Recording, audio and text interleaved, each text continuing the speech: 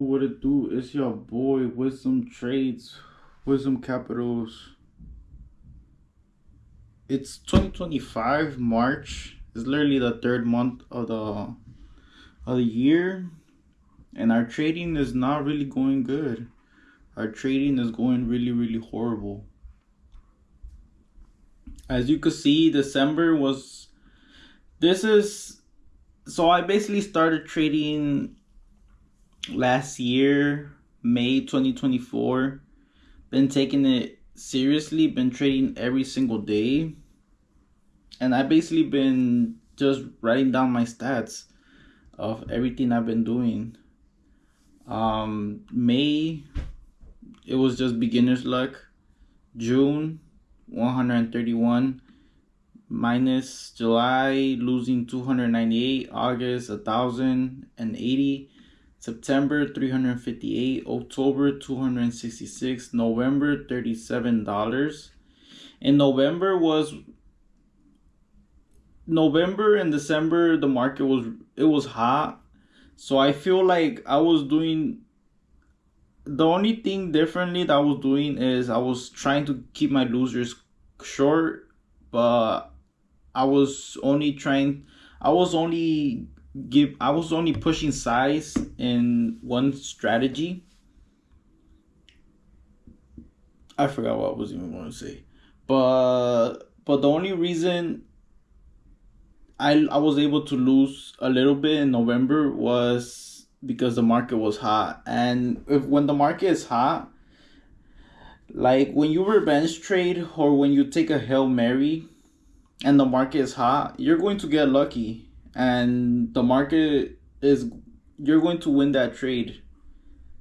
So that basically means that you could get away with things like that when the market is hot.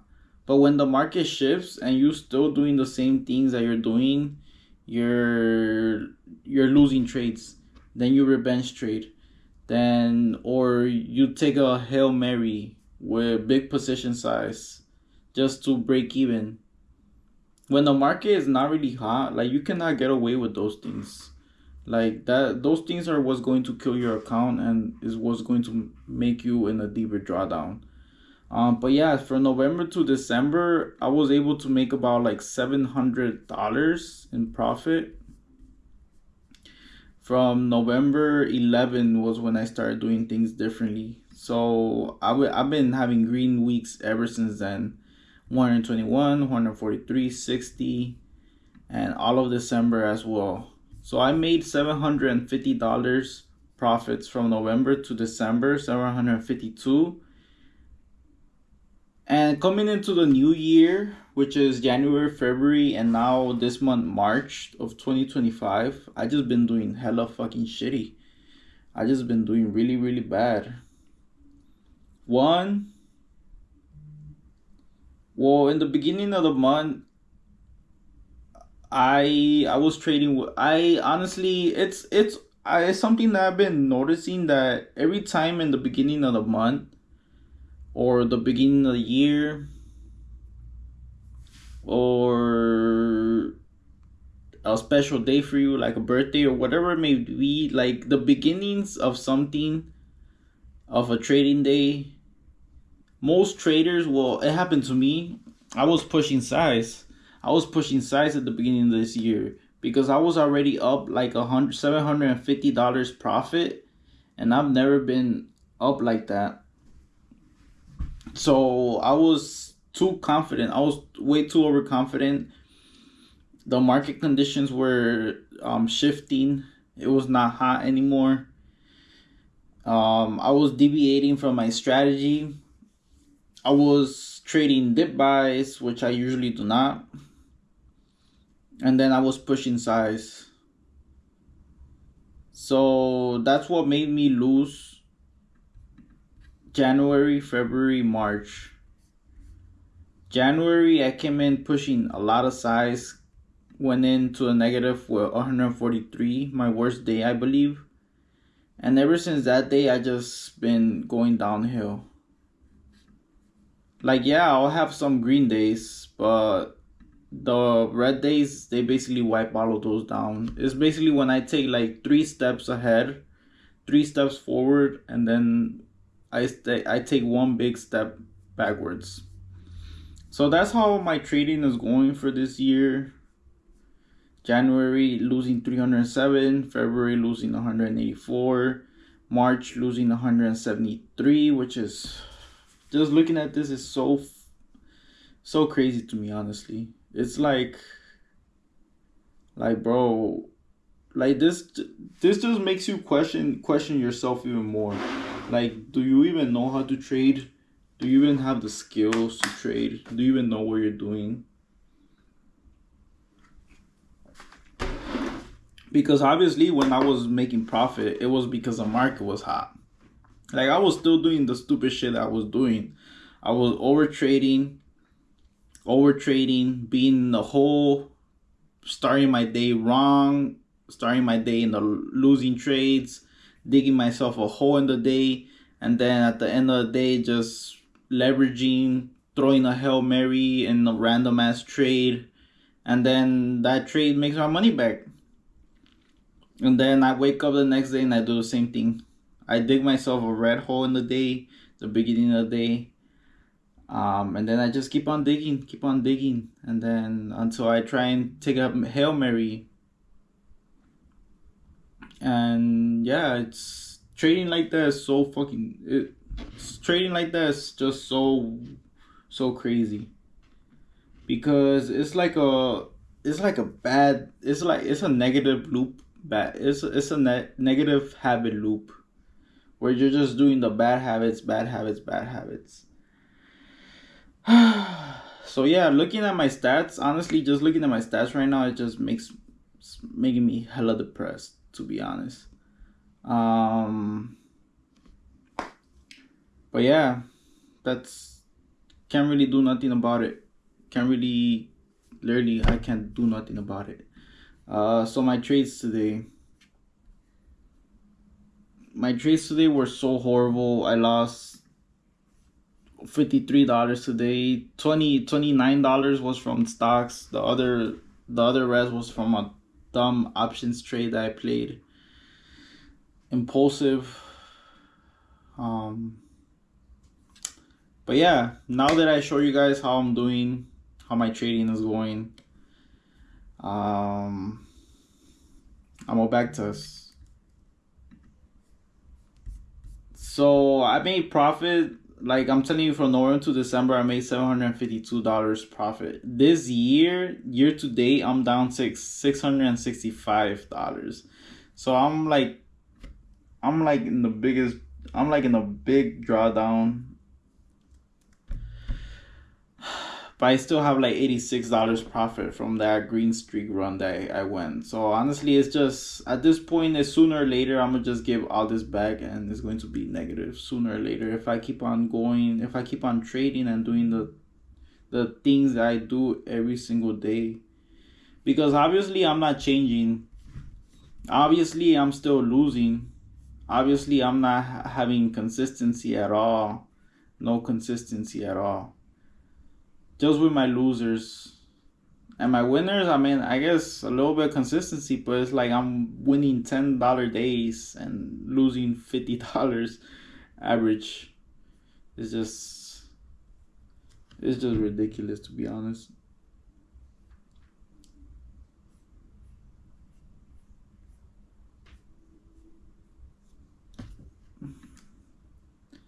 So my average win,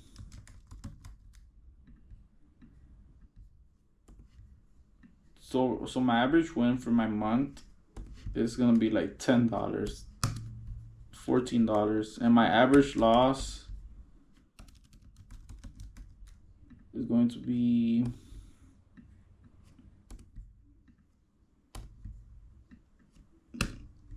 $52, which is that's crazy.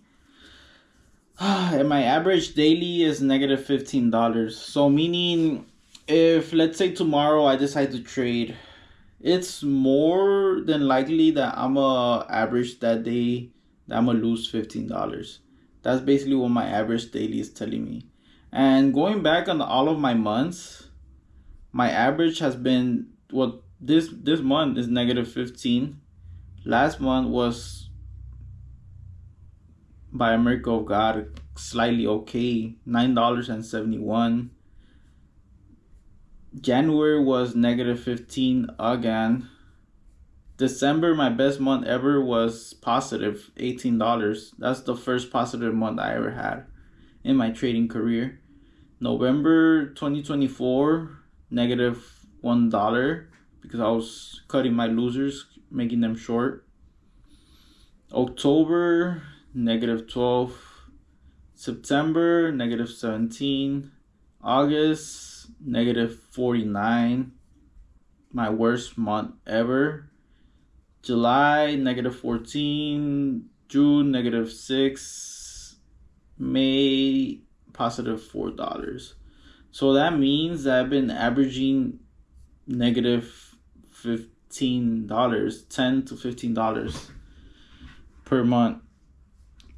Which is just so crazy to me. It's just this data just shows me that if I keep on trading and doing the same things I'm doing, and I'm just not changing nothing at all, I'm just literally going to be giving my money away for free to the markets. That's what I'm doing. I'm basically just gifting my money away to them because I'm literally not changing. And I'm telling you, this December month, my best month ever, I was doing the same things that I'm doing today. The only difference was that the market was hot. I could have it was more, I could have gotten away more with mistakes in December when the market was hot than these past months when the market has just been really terrible, full of false breakouts, full of rejections, full of flushes. And since I'm biased, I'm really biased in going long. I only go long. I never short. I'm just not adapting. And I'm getting way too emotional when I lose. I'm getting way too emotional when I have red days. But yeah, that's how my trading is going so far this year. It's just, but yeah, just for that, I'm taking a blinker, little blinker. But yeah, I have these dumb rules right here that I'm gonna just erase because I'm literally not even following them. But yeah, that's just me dissecting my data for this year that I came in with so much confidence, thinking that I figured out how trading works. I figured out everything about trading, but the reality is that it's just way more work. And then just right now, thinking of trying to get back the $750, I just forgot about that. At this point, I don't even want to make that money back. At this point, I'm back to square one, literally. But yeah, though those little small profits I made in a month and a half wiped away in a stretch of 3 months. But yeah, this is how my equity curve is looking like so far. Just gave everything back.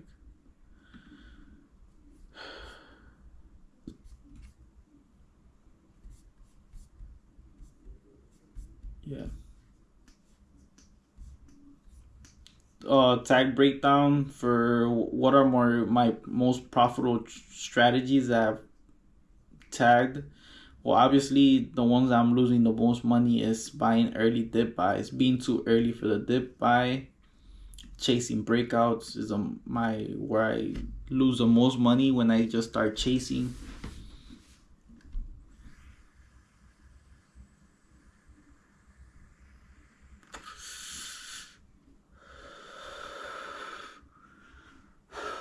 All props.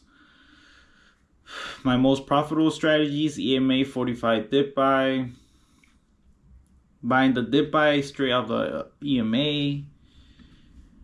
That's honestly my only profitable strategy, cause and breakouts as well, buying when it actually breaks out.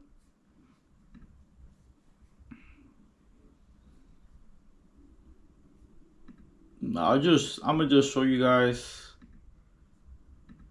my biggest winning trades and my biggest losing trades this year so far.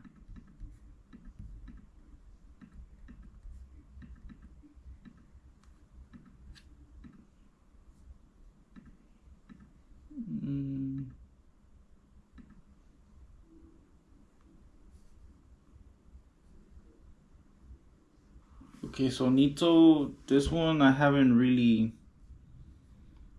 broke this down, but YYY8, I didn't tag those trades, but I did tag these trades.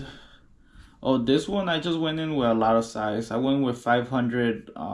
This strategy was the strategy that basically made me my most money in December, was buying the $1 breakouts. Like right here, it was consolidating in the $1. This is pre-market. I bought the consolidation, and then we just had a small little pump, and then I sold it right away for 5%. Since I had a 500 shares, I made $50. 5% of 500 is $50. So that was a little small trade. As you can see, if I hold it, if I was holding, or if I just sold 50% of that position, hold it a little bit more, I could have I could have sold for 80%. But overall, this was still a good trade.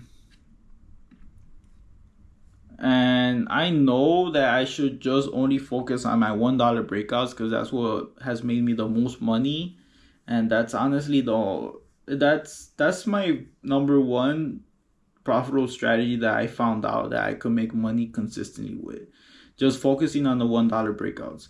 But it's just been so hard for me this year to focus on only one strategy. It's just been really hard, honestly. I don't know why. Honestly, I don't know why. I think I just try. Well, to be honest, the only reasons I'm buying right now is when I see a 45 EMA dip buy or a $1 breakout. That's about it. And then once they don't work, once I go to the negative for just like -$5, -$10, a small loss, I literally get triggered, and then I want to go and get my money back, and that's when the problems start. That's when it really starts. Like this last Friday, I did okay in cutting my losers. Like I lost $1 that day, and I was like, you know what? There's no more opportunities. I don't trust myself in even making money or whatever. So I'm gonna just stop trading. And that was a good trading day, even though it was red.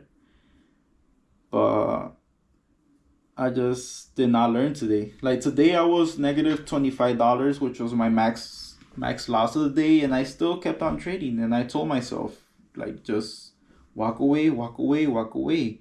You know that this is golden because you have a small loss right now. Don't turn into a bigger loss. And then I just thought I seen a good opportunity, but it's basically your mind. Once you're hurt, once you're already negative on a day, your mind is gonna play tricks on you and make you, oh, this is a perfect breakout. Enter so you can make your money back. And that's what your mind is telling you in these times. So instead of being down $25 a day, I'm down the double my max loss. And $50, it ain't shit to me. Not gonna make me or break me, but it does feel bad because I broke rules. I broke rules that I told myself that I need to focus on. That's why it hurts.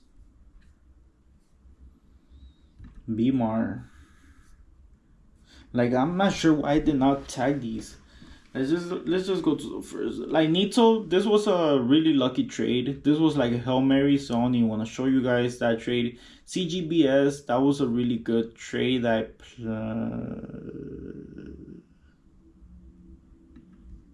Okay, so this one I was anticipating the dollar breakout. Dollar zone is right here. It was, I think it had breaking news, so it was slowly crunching up. It broke past 80 cents. It came back down.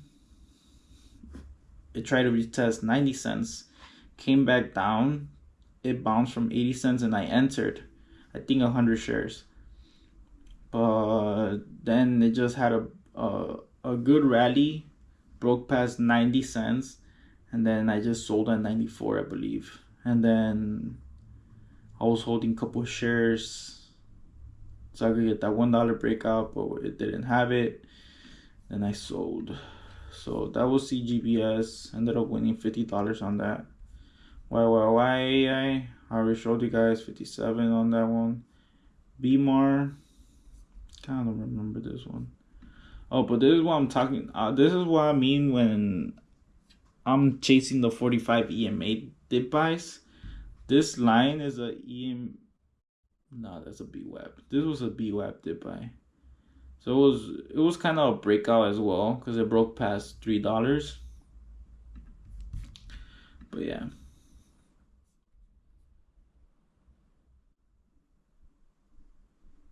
This was a perfect EMI 45 dip buy. This is literally picture perfect. And this is something I've been trading lately. ACB, this is an Aurora Cannabis company. It had released their quarterly earnings, so it beat earnings, and so it was pumping. As you can see in pre-market, it was just making crazy moves. Like it was uptrending really nicely, making higher highs, higher lows, higher highs, higher lows, higher lows, higher highs. Like it's uptrending. It's uptrending, right? It's going up, down, a little bit down, up, a little bit down, and then up. That's uptrending. And I seen why it was uptrending. It beat earnings. So it's supposed to hold all its weight. It's supposed to hold its weight and even make more new highs because it has a reason to go up in the day. It has all these traders looking at the same information I'm seeing. So it's bullish. The stock is obviously bullish.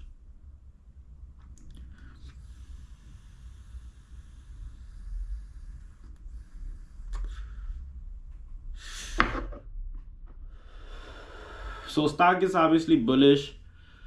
We're following it. I think I was already down on the day. This was like kind of a Hail Mary.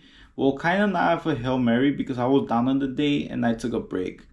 And then I came back to my trading desk and tried to see if there was more opportunities, and this was an opportunity, so I ended up taking it. I actually was eyeing this. I was going to take this $4.50 dip, but I didn't have the balls to pull the trigger. Like as you can see in the day, I started my day. I went to a negative already, $17, and then I just took a big break. From 7:35, I took a break. I showered.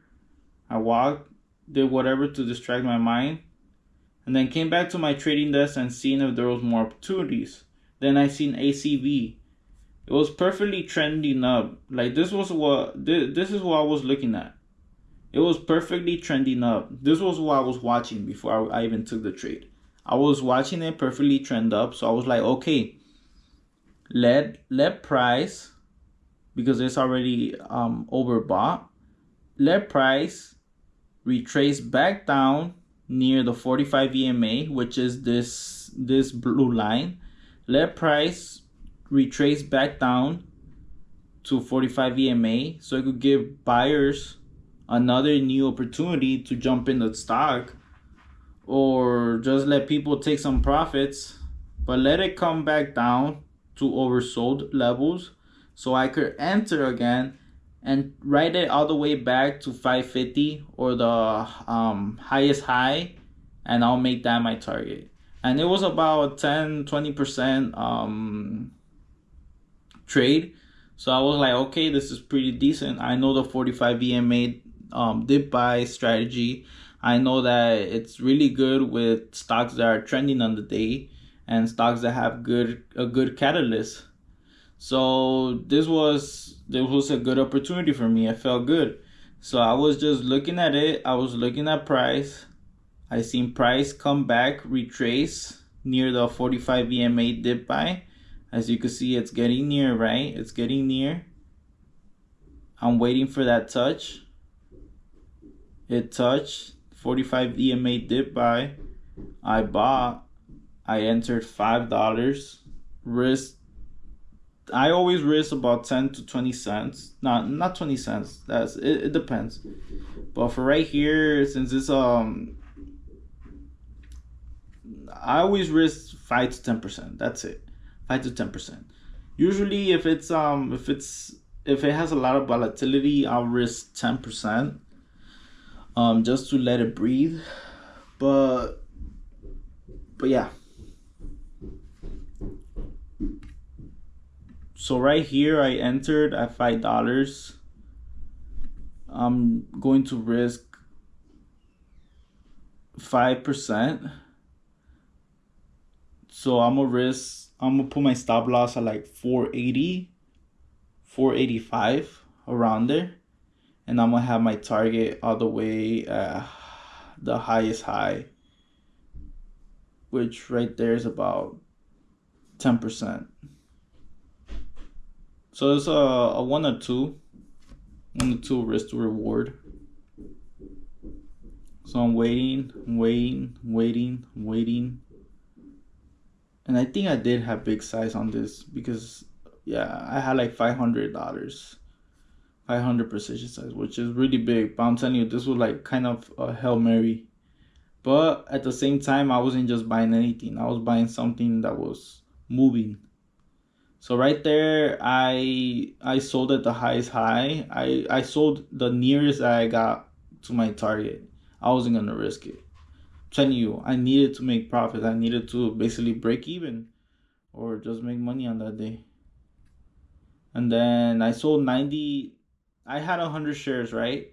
I sold 90 shares right here. And I still had 10 shares. And I sold the 10 shares at take profit. So yeah, that was the highest point that I sold on the day. And that was my ACB trade. $35, 97% exit efficiency. So with my exits, I really don't have with my exits I do have trouble with it. Is with my entries, I really don't have trouble with my entries because the entries I honestly, it is something I struggle with at first, but it's just like with anything. It's like obviously when you go to a new job, you don't know how to work, but they teach you.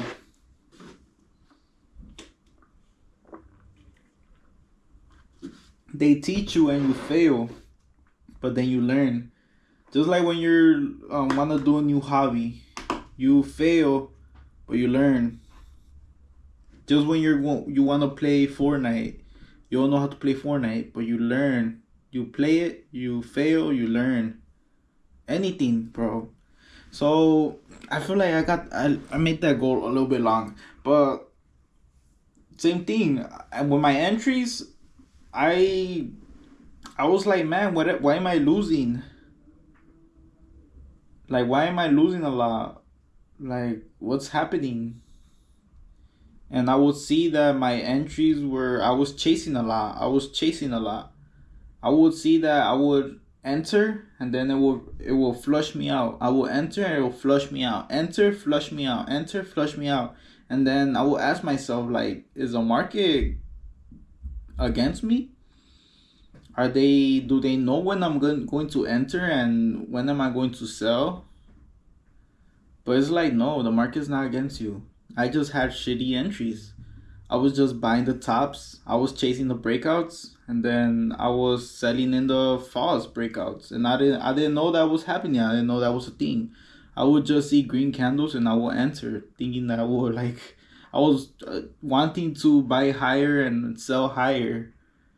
But but yeah, I struggled with my entries at first, but then I fixed that. I was like, no, just buy when everybody sells, buy in the lows, and then sell at the highs.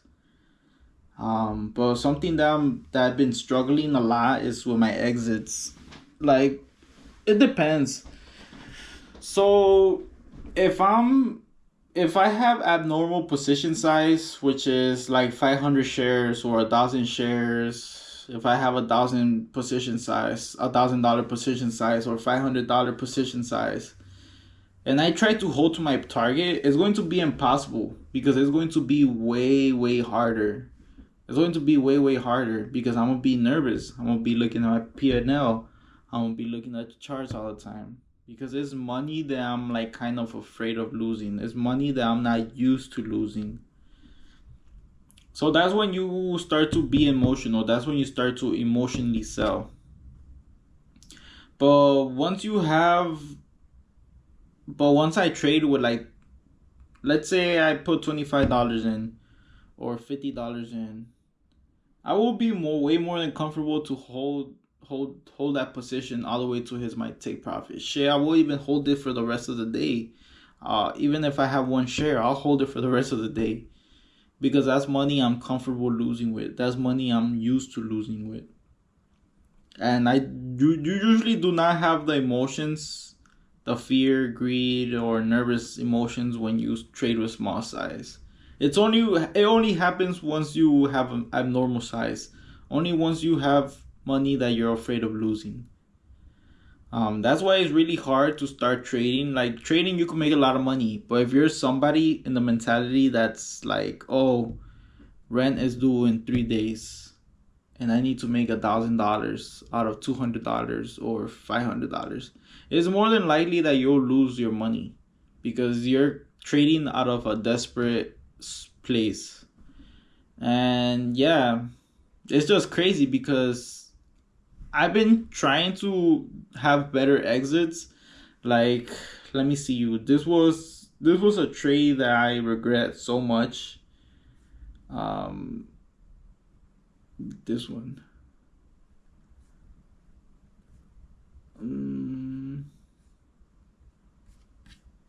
No, it was not that one. It was that one too. Just to show you guys how much I struggle with this.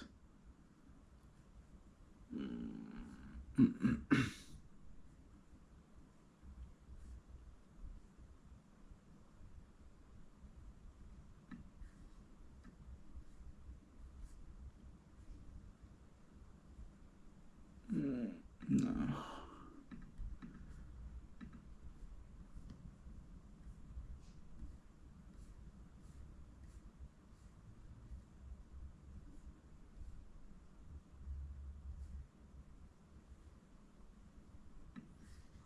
I think this was a good trade too.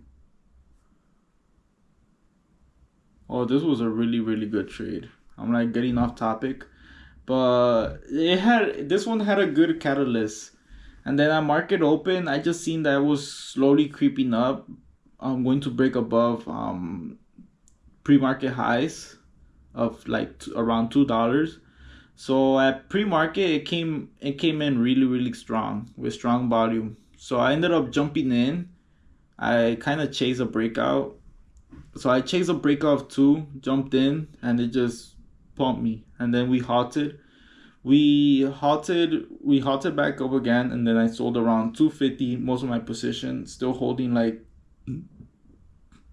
I think like 10%. And then I sold everything at 280. We halted again. Oh no, I did not sold nothing. So I sold 90% of my first position, right? And then we halted. Then we came back down, retested $2.50. I entered another 100 shares, another big position, and then I sold it real quick to $2.80 for most of it, and then sold the rest while it was coming back down. And then we had another dip to the 45 EMA. I took a way small, a small position, so small, and then I was just holding it, wanting to sell it at $3 near all times highs. But then it sold off. So that was a really good trade.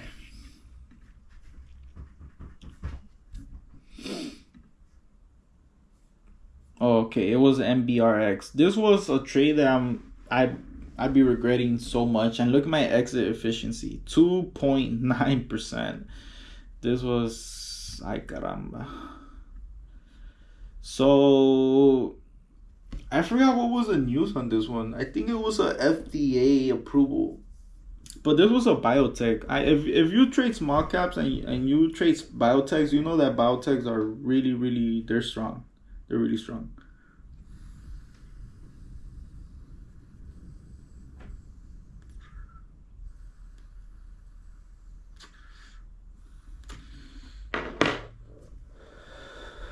So this one was trading heavy volume, like 1 million volume per minute. That's when you know it's really strong. Once it trades like 1 million, 2 million, 5 million even sometimes. But it basically halted down. No, it halted up, and then it sold off and it halted down. And once it halted down, I was like, man, it halted down. That's crazy. Like it just halted up and halted down. Like that's how you know is getting abnormal participant activity. Like there's a lot of buyers in it, there's a lot of sellers, and it's just let's see who takes control. Who takes control of this stock that's at 50 cents? I doubt shorts will, because how low can it go, you know? So once it unhalted, it started creeping back up. And once it started creeping back up near the $50 I bought, I think 1,000 shares. Let me see. Oh no, 100 shares. Oh, so dumb. So I bought 100 shares at 50 cents. I spent like $50 or something, and then it hit 60 cents, and that was my range, 50 cents to 60 cents, and I sold it right away for like 5-10%. And then it ended up making this crazy parabolic move from 60 cents all the way to $3.50. A whole 350% move that I missed just by taking peanuts. And this is important of setting out the, like, nowadays I have targets. Like I will enter a trade, but then I will quickly set my stop loss and then my take profit based on previous history, previous price movements. And then honestly, I've just gotten in the mentality of, like, every time I trade, I just tell myself, if I enter a trade, okay, burn it on the ground, burn it to the ground. Like, this money is already lost. This money that I'm basically in my position in, it's already lost money. So might as well hold it till it hits TP or take loss. Take profit or stop loss. But yeah, I've been getting that mentality. I just been trying to train myself, like, no, this money is lost money, so just hold. And plus, if it's a strong stock, like all of these strong plays, all these every time I win and I go in with high conviction, it's because it follows my stock criteria to the teeth. It has a catalyst on the day. It has a reason why it's moving on the day. 2, it has high relative volume. It has abnormal volume like this, 2 million, 1 million per minute. Once I start seeing a stock trade 1 million to 5 million per minute, I'm gonna be like, okay, you know what? This is it. 3, it gotta be in my preferred price range. If it breaks above $1, that's perfect, because like it did right like this. Like I've even seen stocks break above $1 and go to like $10, just like LAES. Like right here, it came from, I think, 50 cents. It broke $1 and then it topped out at $11. And right now, it's the quantum momentum sector is picking up. So this one is slowly uptrending. This is like a really good stock to like swing trade. But with me, my patience is not really good, so I can only swing trade about one trade, one share. But yeah, I forgot what I was talking about. That Benjamin getting to me. But yeah, those were my trades, guys. And my worst trades, like as you can see, I'm even playing puts, options, and whatnot. But my worst trade was the beginning of the year with SCPX chasing. It was a chasing breakout. I basically chased a breakout.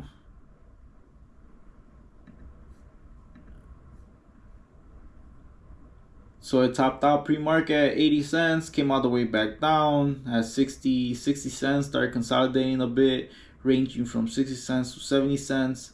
Came back down, market open, had a panic sell-off, found a bottom at 50 cents, came all the way back up, and then just chased the top and got flushed on.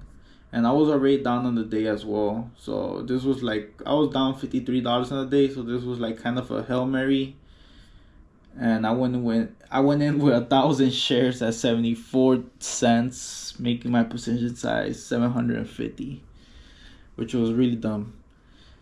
And something, well, what's my win rate? What's my risk to reward so far? Well, this year from January to today, the 17th of March, I've been on a consistent downtrend. This is how you become a profit trader. Consistent downtrend. Ugla, you thought. Do not do that. That's how you become an unprofitable trader. Largest gain, 74. Largest loss, 148. Doesn't add up. That's how you run an unprofitable business. Average winning trade, $8.45. Average losing trade, $7.24. So that means if I take a trade right now, no. Average trade gain or loss is negative $1.74. So if I take a trade right now, it's more than likely that I'm gonna lose $1.74 on average. Total number of trades taken so far, 359 trades in 3 months. Number of winning trades, 124. Number of losing trades, 231, which is a 30 to 60% winning percentage. I have a 30% winning percentage right now with a negative risk to reward. That's a perfect recipe for unprofitability. See. And let's see at my stats from November 11 to December 31. And I'm telling you guys, I was literally doing the same things I was doing till today. But the only reason that I was profitable was because the market was hot. I was getting away with all of these mistakes, all of these Hail Marys, all of these risky trades. I was getting away with it because the market was hot. Everything was just going up for the most part. So total gain, total loss. Okay, I'm gonna show you. I don't think I showed you guys, but the total gain, as I'm telling you guys, to date, to this year, 665 down in the drain. November 11 to December 31, total gain, total loss, 725 positive profits. And this is money that I've withdrawn. I was withdrawing all of this money. So it means if I was to take a trade, look, this is what if I was to take a trade right now when I was profitable, it was more than likely that I'll make 88 cents. It's positive, but 88 cents, that's really shitty. Average daily gain loss is okay, it's good, $21. So if I were to trade, it was more than likely that I'll make $21 today. Largest gain, 172. Largest loss, 110. And it was a LAEX, my largest gain. This was actually a swing trade. I took this trade for over the weekend. It was my first swing trade, and it was my first successful swing trade. I'm telling you, when the market's hot, you could get away with these things. You could like buy overnight and then sell it the next day for a big gain. My largest loss was 110.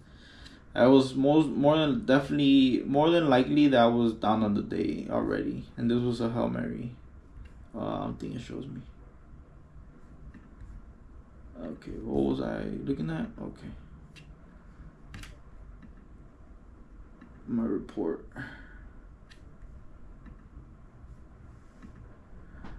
Okay. All right. So the total number of trades 826. So I was still over trading to the ass for real. Number of winning trades 33%. Number of losing trades 63%. So right now my win rate it's the same. It's literally the same as it is right now. It's maybe a little bit better right now. But right now, it was the same win rate when I was profitable, when I was unprofitable. That's why everybody tells you make sure you keep your losers small and make sure you keep your winners big. Because as long as you keep your winners big, as long as you make your winners run and you let your losers stay small, even with a 30% win rate, you'll be profitable. And it's proven with this data from November 11 to December 31 with 826 trades, 33% win rate. My average winning trade was $8.24 and my average losing trade was $2.92. That's a profitable risk to reward ratio. So that means for every dollar, no, I don't think so. It's a 8 of 5. Yeah, so that means that for every dollar I was risking, I was making $8. That's pretty kick ass. That's really good. But nowadays, this year, it's just been really hard for me to keep my losers small.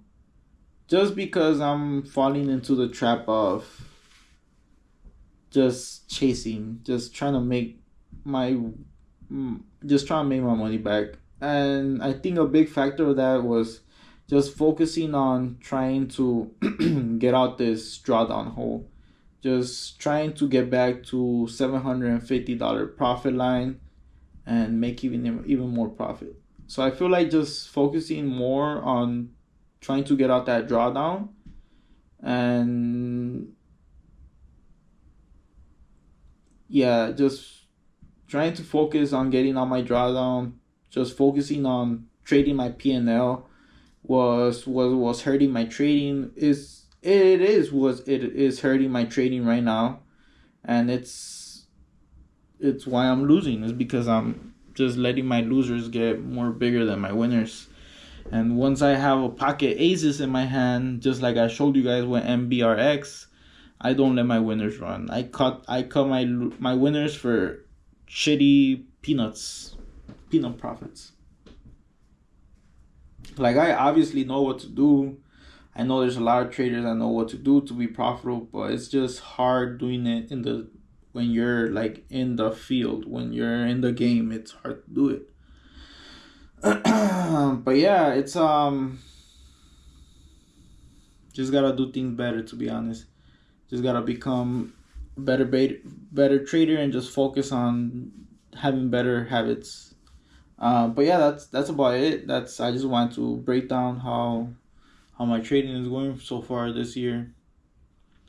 I'm gonna try and do more back tests. So if you guys want to see me do like back test practices, if you guys want to see me like trade live, or whatever you guys want to see me do, feel free to comment down below. Let me know your suggestions. Let me know if this helps you. Let me know if you need me to help you break down your data to see what's going right for you, to see what's going wrong for you, to see what we could tweak out to help you. Comment down below as well. Comment trade or something. But yeah, comment down below if you guys want to see more cool stuff or see me break down my trades, see some back tests, see some light trading. But yeah, that's about it for today, guys. Comment down below, drop me a like, because I'm trying to get this YouTube money for sure. As you can see, I'm not being a good trader, not being a profitable trader as I'm destined to be. But we'll get there, right, guys? Comment down below, like the video, subscribe. Wisdom out.